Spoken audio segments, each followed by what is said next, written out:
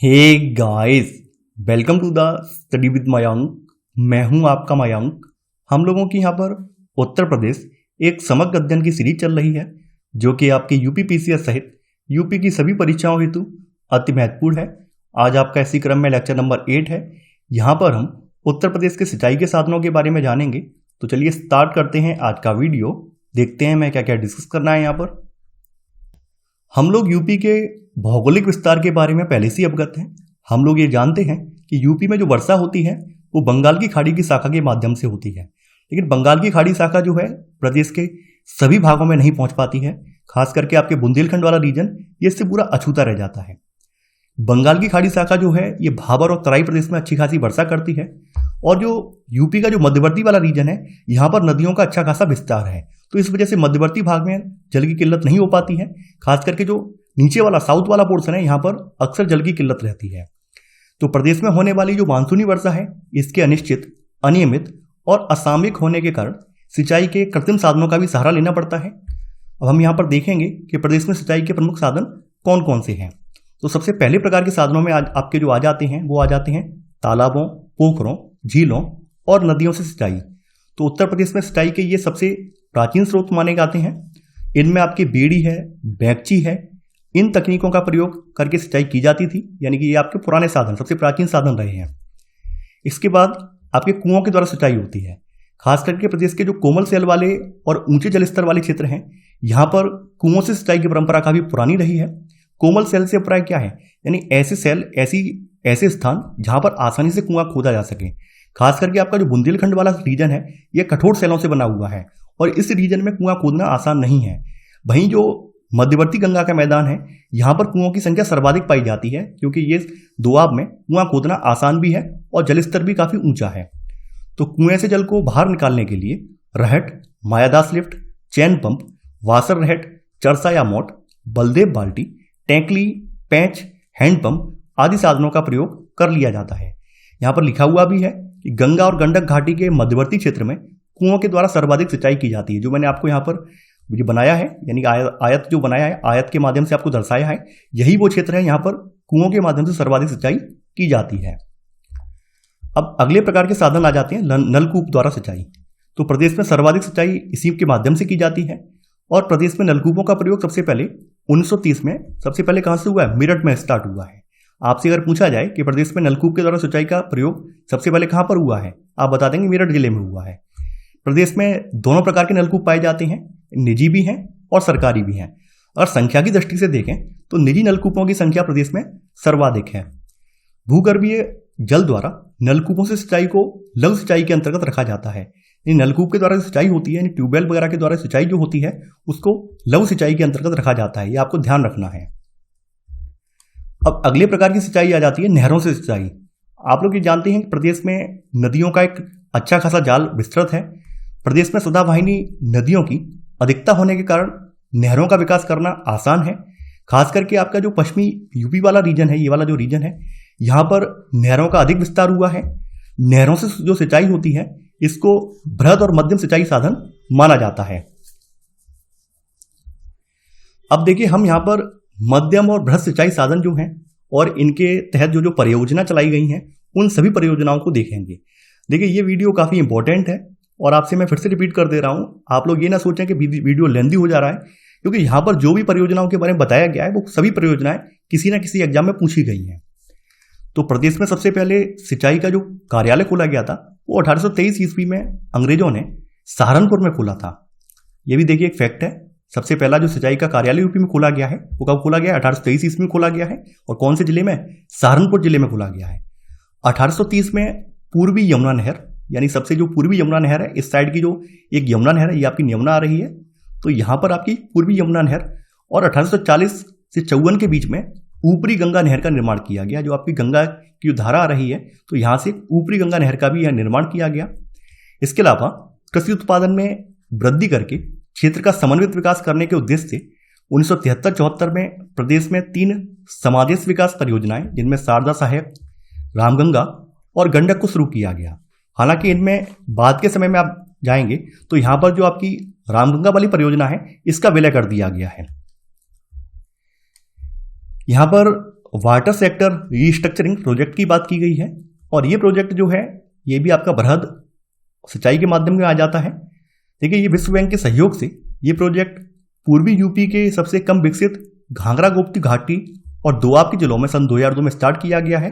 मैं दिखा दे रहा हूँ। देखिए, ये आपकी गोमती वाला रीजन है, ये गोमती नदी आ रही है आपकी, और ये आपकी देखिए घाघरा वाली आ रही है, आप घाघरा देख पा रहे हैं। तो इन क्षेत्रों में ये स्टार्ट किया है, पूर्वी वाले रीजन में क्षेत्र में ये स्टार्ट किया गया है। कब से स्टार्ट किया गया है? सन 2002 से स्टार्ट किया गया है। इसके अंतर्गत जल प्रबंधन और सिंचाई विभाग में सुधार एवं क्षमता विकास के साथ ही नदी घाटी योजनाएं तैयार की जाती हैं।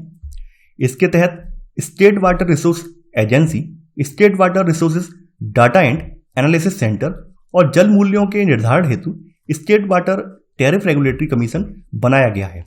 आपको ध्यान ये रखना है कि ये किसके सहयोग से है? ये विश्व बैंक के सहयोग से। स्टार्ट कब से हुआ है? सन 2002 से स्टार्ट हुआ है और किन किन नदियों के दोआब में है? घाघरा और गोमती घाटी के दोआब जिलों में ये स्टार्ट हुआ है। ये कुछ की पॉइंट्स हैं जो कि आपको अपने माइंड में रखने हैं। अब हम बृहद सिंचाई के साधनों के अंतर्गत प्रदेश की जो मुख्य नहरें हैं इनको देखेंगे। सबसे पहले बात कर लेते हैं ऊपरी गंगा नहर की। तो इसका निर्माण 1840 से लेकर 54 के बीच में हुआ है और ये नहर जो है इसको हरिद्वार के समीप गंगा के दाहिने किनारे से निकाला गया है, इस साइड से ये निकाली गई है। इसकी लंबाई वैसे तो 340 किलोमीटर है, लेकिन इसकी शाखाएं और प्रशाखाओं सहित इसकी लंबाई जो हो जाती है वो 5640 किलोमीटर हो जाती है। इससे आगरा नहर और निचली गंगा नहर को भी जल मिलता है और ये जो नहर है आपकी लगभग 7 लाख हेक्टेयर भूमि की सिंचाई करती है। इसके बाद बात कर लेते हैं मध्य गंगा नहर की। तो वर्षा ऋतु में गंगा नदी में पर्याप्त जल उपलब्धता को देखते हुए मध्य गंगा नहर परियोजना का निर्माण किया गया है और इस परियोजना के तहत बिजनौर जनपद के समीप गंगा नदी पर बैराज का निर्माण कर 115.54 किलोमीटर लंबी मुख्य नहर को ऊपरी गंगा नहर से मिलाया जा रहा है। देखिए, कई बार ये प्रश्न पूछा गया है, मध्य गंगा नहर का निर्माण किस जनपद में किया गया है? आप बता देंगे यूपी के बिजनौर जनपद में किया गया है। बिजनौर जनपद में एक बैराज बनाकर इसका निर्माण किया जा रहा है। इसके बाद बात कर लेते हैं निचली गंगा नहर। तो देखिए, ये जो नहर है आपकी ये 1878 में निर्मित है और यह नहर नरौरा, जहां पर आपका परमाणु संयंत्र भी है, नरौरा बुलंदशहर नामक स्थान पर गंगा से निकाली गई है। इससे आपका बुलंदशहर, अलीगढ़, एटा, फिरोजाबाद, मैनपुरी, फर्रुखाबाद, कानपुर, फतेहपुर और प्रयागराज जिलों की लगभग 4.5 लाख हेक्टेयर भूमि की सिंचाई की जाती है। यहाँ पर जो आपकी निचली गंगा नहर है इसकी लंबाई जो है 8800 किलोमीटर है। यहाँ पर आपको ध्यान देना है कि सबसे ऊपरी, मध्य और निचली में, इन तीनों में निचली गंगा नहर की लंबाई ज़्यादा है। ये बात आपको याद रखनी है। अब आपकी आ जाती है रामगंगा नहर। रामगंगा आपकी ये वाली आ रही है, ये आपकी रामगंगा है। इसकी बात कर लेते हैं। तो उत्तराखंड के पौड़ी जिले में कालागढ़ नामक स्थान पर रामगंगा नदी पर 1975 में 128 मीटर ऊंचा बांध और नहरों का निर्माण किया गया है। इससे खास करके उत्तराखंड और यूपी के बिजनौर, अमरोहा, मुरादाबाद, रामपुर आदि जिलों में लगभग 17.05 लाख एकड़ भूमि की सिंचाई की जाती है। यानी कि जो आपका रामगंगा नहर जो निकाली गई है वो आपका कहाँ पर बांध बनाया गया? उत्तराखंड में बांध बनाया गया है और वहां पर बांध बनाकर ये नहर निकाली गई है। इससे उत्तराखंड के कुछ जिले और यूपी के जो 4-5 जिले हैं ये लाभान्वित होते हैं। इसके बाद बात कर लेते हैं आगरा नहर की। तो देखिए, जैसा कि यहाँ पर लिखा हुआ है ये अंतर्राज्यीय नहर है, यानी केवल यूपी की नहीं है, इससे हरियाणा और राजस्थान को भी जल मिलता है। यानी खास करके बताया गया है कि इसका निर्माण जो हुआ है 1874 में बनकर तैयार हुई है और इसे दिल्ली के पास यानी ओखला से यमुना के दाहिने किनारे से निकाला गया है। यहाँ पर बताया गया है कि यह नहर दिल्ली, यानी आपका दिल्ली आ जाता है, गुड़गांव आ जाता है, मथुरा, आगरा और भरतपुर की लगभग 1.5 लाख हेक्टेयर भूमि की सिंचाई करती है। यानी कि यहाँ पर आपके कितने स्टेट आ गए? आपकी दिल्ली आ गई, इधर आपका हरियाणा आ गया, इधर आपका यूपी आ गया और इधर राजस्थान आ गया। यानी कि यहाँ पर आपके 4 स्टेट जो है इससे कवर हो रहे हैं। यहाँ पे लिखा हुआ है, यानी यूपी सहित इसमें 4 स्टेट इससे कवर हो रहे हैं, आगरा नहर से कवर हो रहे हैं। पूर्वी यमुना नहर, देखिए हमेशा से मैं आपसे कहता आ रहा हूं कि आप लोग दिशाओं का ज्ञान हमेशा रखें। आपकी ये यमुना नदी आ रही है, नीचे की तरफ आ रही है, इसका पूर्व वाला रीजन कौन सा होगा? यानी कि इसका पूर्व का मतलब हो गया ये वाला रीजन, यानी ये आपका पूर्वी हो गया यमुना का और ये पश्चिमी हो गया। तो इस साइड से जो नहर निकली होगी वो पूर्वी यमुना नहर बोली जाएगी। और पूर्वी यमुना नहर राज्य की सबसे पुरानी नहर है। इसका निर्माण वैसे तो 1830 में किया गया था और यह फैजाबाद, सहारनपुर नामक स्थान पर यमुना के बाएं किनारे से निकाली गई है। इसकी कुल लंबाई 1440 किलोमीटर है। यह नहर दिल्ली तक यमुना के समानांतर बहती है और पुनः यमुना में ही मिल जाती है। वैसे इसका मूल रूप से जो निर्माण करवाया गया था, शाहजहां के द्वारा इसकी खुदाई करवाई गई थी, बाद में अंग्रेजों के द्वारा इसका विस्तार किया गया है। यानी अगर आपसे पूछा जाए प्रदेश की सबसे पुरानी नहर कौन सी है, तो आप बता देंगे पूर्वी यमुना नहर। और इसका निर्माण वास्तविकता में किसने करवाया था? शाहजहां के द्वारा करवाया गया था। विस्तार किसने किया है? अंग्रेजों के शासन में इसका विस्तार हुआ है। अगली जो नहर है आपकी, यह है शारदा नहर। देखिए, शारदा नहर प्रदेश की सबसे बड़ी नहर प्रणाली है और इसका निर्माण 1920 से लेकर 28 के बीच में हुआ है। यह चंपावत के बनवासा यानी उत्तर प्रदेश, उत्तराखंड और नेपाल सीमा पर या इस नामक स्थान पर शारदा या काली या महाकाली नदी से निकलती है। देखिए, ये आपकी शारदा नदी है, मैप में मैं दिखा दे रहा हूँ। ये शारदा नदी है, ये शारदा की बात हो रही है, ठीक है। और यहीं से नहर आपकी निकाली गई है। इस नहर द्वारा लगभग 8 लाख हेक्टेयर भूमि की सिंचाई होती है। इसकी शाखाओं प्रशाखाओं सहित इस नहर की जो कुल लंबाई है वो 12,368 किलोमीटर है। दशमलव नहीं है, कोमा है यहाँ पर। 12,368 किलोमीटर इसकी कुल लंबाई है और ये प्रदेश की सबसे बड़ी नहर प्रणाली है। इसके बाद आपकी छोटी सी एक नहर आ जाती है, बदायूं सिंचाई परियोजना। देखिए, इस परियोजना में जो आपकी बरेली में रामगंगा बहती है, तो रामगंगा पर 617 मीटर लंबाई का बैराज बनाकर नहरें निकाली जानी है, जिससे बरेली बदायूं के कुल 37,453 हेक्टेयर क्षेत्र पर सिंचाई सुविधा उपलब्ध कराई जा सकेगी। गंडक नहर की बात कर लेते हैं। गंडक नदी आप जानते हैं यूपी की सबसे पूर्वी सीमा पर जो नदी बहती है उसको गंडक नदी के नाम से जाना जाता है और यह उत्तर प्रदेश और बिहार राज्य की एक संयुक्त नहर प्रणाली है, जो इन दोनों के सीमा बिंदु से 18 किलोमीटर अंदर नेपाल में बूढ़ी गंडक पर एक बांध बनाकर निकाली गई है। इससे आपके कुशीनगर और महाराजगंज यानी सबसे पूर्वी जो जिले हैं हमारे, कुशीनगर, महाराजगंज, गोरखपुर, ये वाला जो रीजन है आपका पूरा मंडल जो आ जाता है, कुशीनगर, महाराजगंज, गोरखपुर, देवरिया, इन जिलों के लगभग 20,000 हेक्टेयर भूमि की सिंचाई होती है। अगली नहर आपकी आ जाती है सरयू नहर। देखिए, इस परियोजना के तहत बहराइच जिले की नानपारा तहसील में, यानी कौन से जिले में? बहराइच जिले की जो नानपारा तहसील है, यहाँ पर कतरकनिया घाट के निकट घाघरा नदी पर एक बैराज बनाया गया है। यानी जो आपकी घाघरा नदी है, शारदा जुड़ने के बाद घाघरा हो जाती है, यहाँ पर बहराइच में इस पर बैराज बनाया गया है और वहां से सरयू नहर निकाली गई है। इस बैराज के अलावा 4 पंप नहरों यानी कि डुमरियागंज, उतरौला, अयोध्या व गोला का भी इसमें निर्माण किया गया है। अब है आपकी रानी लक्ष्मीबाई बांध की नहर। तो झांसी ललितपुर जिले में बेतवा नदी पर, यानी आपकी जो ये वाली जो नदी है बेतवा नदी, इस पर माता टीला स्थान पर निर्मित माता टीला बांध से गुरसराय और मंदर नामक 2 नहरें निकाली गई हैं, जो ललितपुर, झांसी, हमीरपुर और जालौन जिलों की लगभग 2.64 लाख एकड़ भूमि सींचती हैं। अगर आपसे पूछा जाए रानी लक्ष्मीबाई बांध की नहर कहाँ से निकाली गई है, तो आप बता देंगे माता टीला जो बांध है यहां से निकाली गई है। रिहंद घाटी परियोजना। देखिए, रिहंद आपकी ये वाली जो नहर है आपकी, ये रिहंद नहर है और ऊपर आप देख पा रहे हैं सोन नदी है आपकी। तो यह योजना जो है सोनभद्र जिले में रिहंद नदी की तंग घाटी में पिपरी नामक स्थान पर बनाई गई है। इस योजना से मिर्जापुर, सोनभद्र, प्रयागराज और वाराणसी जिलों की लगभग 40 लाख एकड़ भूमि की सिंचाई की जा रही है। मेजा जलाशय नहर। देखिए, इस परियोजना में प्रयागराज में नदी है बेलन नदी, इस पर मिट्टी का एक बांध बनाया गया है, जिससे 315 किलोमीटर लंबी नहर निकालकर प्रयागराज और मिर्जापुर जिलों की 70,900 एकड़ भूमि जो है ये सींची जाती है। आपको ध्यान ये रखना है कि ये नदी, जैसे कोई नहर, कोई जलाशय निकाला गया है, वो कहाँ पर है, किस जिले में है और कहाँ से निकाला गया है। तो ये कहाँ से निकाला गया है? प्रयागराज की एक बेलन नदी है, वहां से निकाला गया है। तो ये चीजें की पॉइंट्स हैं। केन नहर। देखिए, जैसा कि आप जानते हैं केन नदी जो है आपकी, ये केन नदी है आपकी और ये यमुना में जाके मिल जाती है एंड में। तो यह उत्तर प्रदेश और मध्य प्रदेश की एक संयुक्त परियोजना है।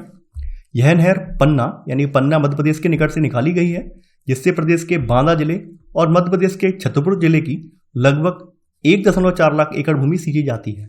इसकी शाखाओं प्रशाखाओं से अगर लंबाई देखें तो 640 किलोमीटर लंबी ये नहर है। ललितपुर बांध की नहर। देखिए, ललितपुर बांध की नहर में, इसमें ललितपुर जिले में सहजात नदी पर एक बांध बनाया गया है, जिससे ये नहर निकाली गई है और इस नहर से झांसी, ललितपुर, जालौन और हमीरपुर जिलों में सिंचाई की जाती है, यानी कि आपके इस वाले रीजन में यहां पे सिंचाई की जाती है। बेलन टॉस नहर। देखिए, टॉस नहर आपकी कुछ इस साइड से आती है, बात आप देख चुके हैं पहले ही। देखिए, इस योजना के अंतर्गत बेलन नदी पर रीवा जिले में बड़ौदा बांध और बेलन की सहायक मरुहर नदी पर एक जलाशय बनाया गया है।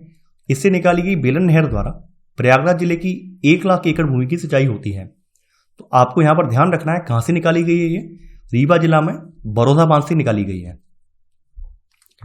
अब है आपकी चंद्रप्रभा बांध नहर। देखिए इस योजना में वाराणसी के चकिया स्थान से दक्षिण में चंद्रप्रभा नदी पर एक बांध बनाया गया है और इससे निकाली गई नहरों से चकिया और चंदौली तहसीलों की 24,000 एकड़ भूमि की सिंचाई की जाती है। ये चंद्रप्रभा बांध नहर कौन से जिले में है? आपके वाराणसी जिले में है। और किस नदी पर है ये? चंद्रप्रभा नदी पर ये नहर निकाली गई है। अहरौरा बांध की नहर ये भी आपके वाराणसी जिले में है। तो वाराणसी जिले में गड़ई नदी पर अहरौरा नामक स्थान पर एक बांध बनाया गया है जिससे निकाली गई नहरें वाराणसी और मिर्जापुर जिले की सिंचाई व्यवस्था में सहायक हैं। यानी चंद्रप्रभा और अहरौरा जो बांध नहर निकाली गई, दोनों नहरें जो हैं ये आपके वाराणसी डिस्ट्रिक्ट में पड़ती हैं। अर्जुन बांध नहर, तो अर्जुन बांध नहर जो है आपके हमीरपुर जिले में चरखारी से दक्षिण में अर्जुन नदी पर अर्जुन बांध इसमें बनाया गया है और यहां से ये नहर निकाली गई है। रंगवा बांध नहर, रंगवा बांध नहर जो है केन की एक सहायक नदी है वर्णे, तो इस नदी पर मध्य प्रदेश में रंगवा बांध बनाया गया है और इससे निकाली गई नहर से केन नहर को भी पानी मिलता है और बांदा जिले में 93,000 एकड़ भूमि की सिंचाई भी की जाती है। सपरार नहर, सपरार नहर झांसी के करौंदा गांव के निकट सपरार नदी पर बने बांध से निकाली गई है। इसके द्वारा झांसी और हमीरपुर जिलों की लगभग 40,000 एकड़ भूमि की सिंचाई होती है। इसके बाद आपकी आ जाती है नगवा बांध नहर। देखिए यह नहर जो है कर्मनासा नदी पर नगवा नामक स्थान पर बने बांध से निकाली गई है। इससे मिर्जापुर और सोनभद्र जिलों के 60,000 एकड़ भूमि की सिंचाई की जाती है।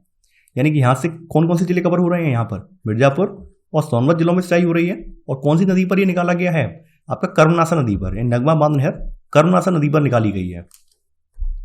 बेतवा नहर, देखिए ये आपकी बेतवा नदी आ रही है, ये आप देख पा रहे हैं, और यह बेतवा नदी से झांसी के पारीक्षा नामक स्थान से निकाली गई है। झांसी का पारीक्षा नामक स्थान है, यहां से आपकी बेतवा नहर निकाली गई है और बेतवा नदी पर निकाली गई है। राजघाट बांध एवं नहर परियोजना, ललितपुर जिले में बेतवा नदी पर राजघाट बांध का निर्माण किया गया है और उत्तर प्रदेश और मध्य प्रदेश सरकार के बराबर सहयोग से इसका निर्माण किया गया। यानी राजघाट बांध कहां पर है? आपका ललितपुर जिले में है और इसमें 2 राज्यों का यहां पर सहयोग है, एक तो आपका यूपी का है और दूसरा एमपी का है।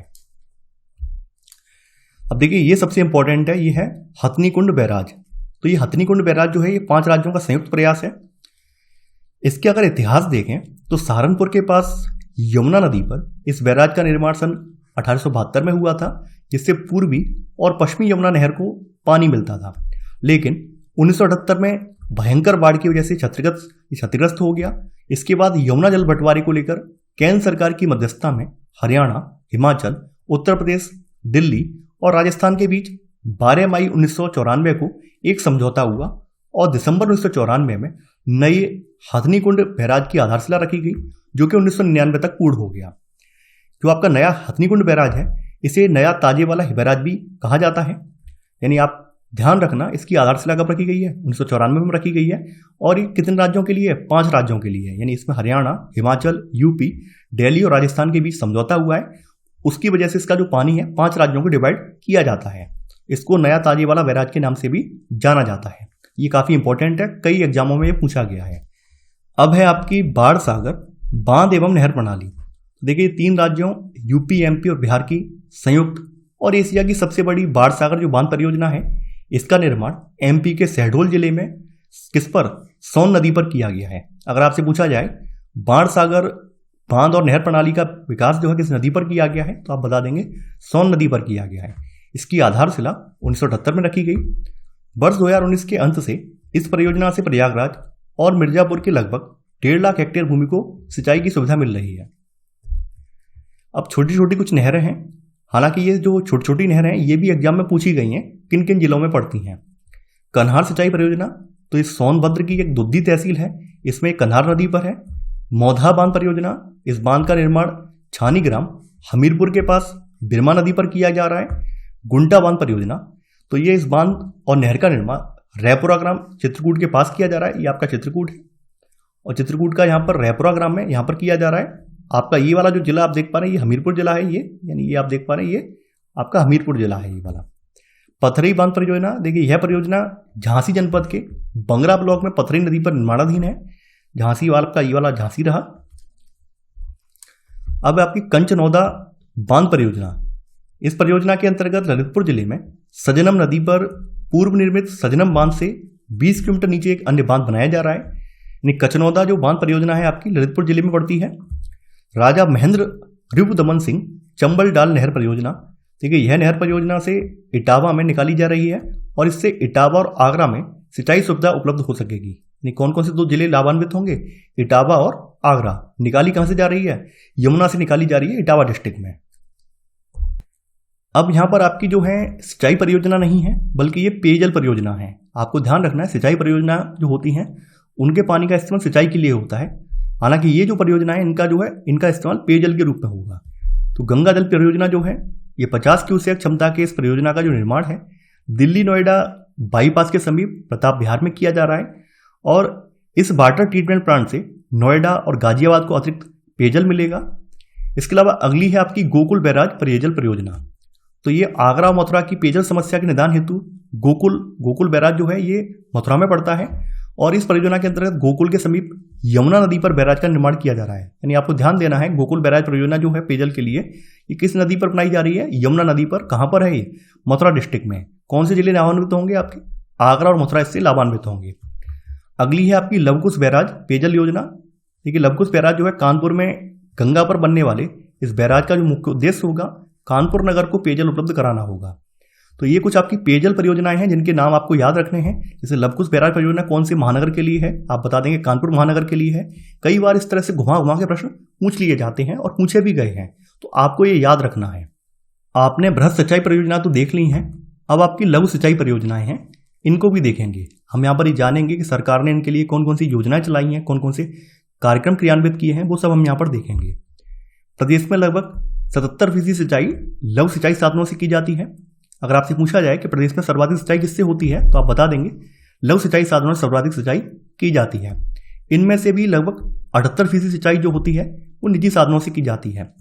तो प्रदेश में सरकार के द्वारा कुछ कार्यक्रम चलाए जा रहे हैं जो कि आपके निम्नवत हैं। सबसे पहले बात कर लेते हैं मुख्यमंत्री लघु सिंचाई योजना।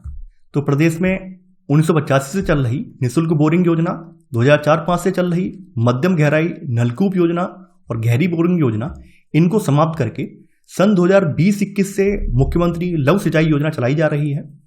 अगर आपसे पूछा जाए मुख्यमंत्री लघु सिंचाई योजना कब से चलाई जा रही है, ये सन 2020-21 से चलाई जा रही है और यहाँ पर ये 2 परियोजनाओं का विलय करके एक नवीन रूप में चलाई जा रही है। इसमें 2 परियोजनाएं कौन कौन सी हैं? एक तो निःशुल्क बोरिंग योजना है और मध्यम गहराई नलकूप योजना और गहराई बोरिंग योजना जो है इन दोनों को विलय करके ये नई परियोजना चलाई जा रही है मुख्यमंत्री लघु सिंचाई परियोजना, और ये चलाई जा रही है सन 2020-21 से। अब है आपकी हैवी रिंग मशीनों द्वारा गहरे नलकूपों के निर्माण की योजना। यह योजना कठिन स्टेटा यानी कठिन चट्टानों वाले पठारी आदि क्षेत्रों में चल रही है। इसमें किसानों को सरकार द्वारा लागत का 50% या अधिकतम 1 लाख रुपए का अनुदान दिया जाता है। अगली योजना आपकी है चेक डैम निर्माण योजना। देखिए चेक डैम निर्माण योजना ना तो ये पेयजल योजना होती है ना ही सिंचाई योजना होती है। इसका काम होता है जो आपका ग्राउंड वाटर है यानी भूगर्भ जल है इसको फिर से रिचार्ज करना, यानी भूगर्भ जल को फिर से पुनर्भरित करना, फिर से भरना, इसका काम यही होता है। तो प्रदेश के जो पठारी क्षेत्र हैं खास करके बुंदेलखंड रीजन में वर्षा जल का उपयोग सिंचाई के साथ साथ भूगर्भ जल को अधिक से अधिक रिचार्ज करने के लिए नदी नालों पर चेक डैम बनाने संबंधी यह योजना 2008-09 से चलाई जा रही है, ये आपको याद रखना है। सामुदायिक ब्लास्ट वेल योजना, तो यह योजना 2011-12 से प्रदेश के झांसी, ललितपुर, चित्रकूट, महोबा, प्रयागराज, मिर्जापुर, सोनभद्र और चंदौली जिलों के 39 पठारी या अर्ध पठारी ब्लॉकों में लघु और सीमांत कृषकों के लिए उन स्थानों पर लागू है जहां निःशुल्क बोरिंग संभव नहीं है। तो वहां पर आपकी सामुदायिक ब्लास्ट वेल योजना चलाई जा रही है। अगली योजना है आपकी डॉक्टर राम मनोहर लोहिया सामूहिक नलकूप योजना। तो यह योजना नवंबर 2012 से संचालित यह योजना है और यह योजना भी गहरे स्ट्रेटा वाले क्षेत्रों में चलाई जा रही है जहां निःशुल्क बोरिंग संभव नहीं है। अब बात कर लेते हैं भूगर्भ जल, यानी हम यहां पर देखेंगे प्रदेश में जो ग्राउंड वाटर है उसको लेकर सरकार की स्थिति क्या है, सरकार ने कौन कौन से कार्यक्रम और योजनाएं चलाई हैं, तो वो हम यहां पर देखेंगे। तो प्रदेश की भूजल संपदा और उससे संबंधित समस्याओं के अध्ययन, आकलन, सर्वेक्षण, नियोजन और विकास हेतु दिशा निर्देशन और प्रबंधन के लिए प्रदेश में 1975 में भूगर्भ जल विभाग की स्थापना की गई है।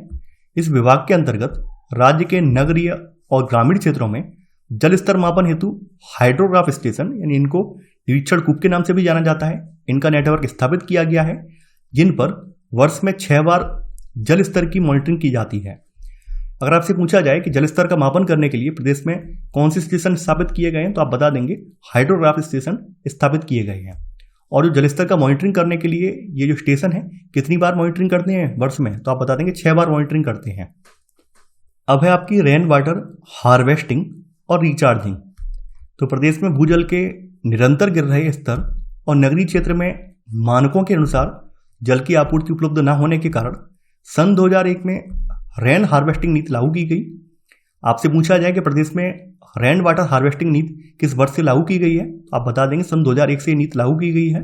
और इस नीति के तहत 300 वर्ग मीटर से अधिक का क्षेत्रफल का निजी भवन, शासकीय अशासकीय भवनों, ग्रुप हाउसिंग कॉम्प्लेक्स आदि में रूफटॉप रेन वाटर हार्वेस्टिंग की व्यवस्था लागू करने और जलाशयों, तालाबों, पोखरों आदि को संरक्षित कर भूजल रिचार्जिंग करना अनिवार्य कर दिया गया है। यहाँ पर कंडीशन दी हुई है 300 वर्ग मीटर से ऊपर की कोई भी बिल्डिंग हो, चाहे वो प्राइवेट हो, सरकारी हो, अर्धशासकीय हो, कोई भी हो, हाउसिंग कॉम्प्लेक्स हो, तो वहाँ पर आपको रेन वाटर हार्वेस्टिंग वाली जो तकनीक है ये लगाना यहाँ पर अनिवार्य है। सबसे जरूरी बात यह है कि अगर प्रश्न ये पूछा जाए कि प्रदेश में रेन वाटर हार्वेस्टिंग और रिचार्जिंग नीति कब से लागू की गई है, ये सन 2001 से लागू की गई है। अगली है आपकी जल प्रबंधन और नियामक प्राधिकरण। तो अंधाधुंध भूगर्भ जल दोहन पर लगाम लगाने हेतु सन 2010 में जल प्रबंधन संबंधी एक कानून बनाकर इसको कड़ाई से लागू करने के लिए इस प्राधिकरण का गठन किया गया। यानी कब? सन 2010 में किया गया है।